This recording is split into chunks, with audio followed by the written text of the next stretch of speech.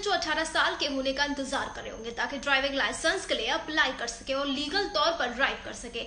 अब तक driving licence के लिए रीजनल आरटीओ जाने की जरूरत थी, लेकिन भारत सरकार ने नियमों में अब बदलाव किया है। अब किसी व्यक्ति को ड्राइविंग लाइसेंस के लिए अप्लाई करने के लिए आरटीओ जाकर टेस्ट देने की कोई जरूरत नहीं है। आप किसी ऑथोराइज्ड प्राइवेट इंस्टीट्यूट से भी ड्राइविंग टेस्ट पास कर सकते हैं।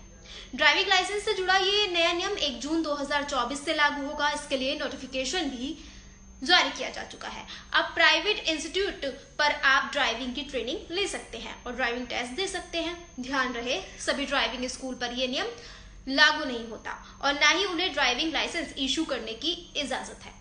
जारी हुई नोटिफिकेशन के मुताबिक सिर्फ वो ड्राइविंग स्कूल ही डीएल जारी कर सकेंगे जो कुछ जरूरी शर्तों को पूरा कर सकते हैं। जानिए ये शर्त क्या है।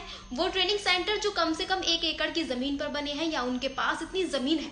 वहीं 4 व्हीलर्स की ट्रेनिंग के लिए 2 एकड़ जमीन होना जरूरी है। ड्राइविंग सेंटर में उचित टेस्ट फैसिलिटी होनी चाहिए। जो लोग राइडर्स या भावी ड्राइवर्स को ट्रेनिंग दे रहे हैं उनके पास कम से कम हाई स्कूल डिप्लोमा या इसके आसपास की डिग्री होना जरूरी है। ट्रेनर के पास कम से कम 5 साल का ड्राइविंग एक्सपीरियंस जरूरी है। साथ ही उन्हें फंडामेंटल बायोमेट्रिक्स और आईटी सिस्टम की जानकारी होनी चाहिए। हल्के वाहनों के लिए ट्रेनिंग 4 हफ्तों या 29 घंटों के अंदर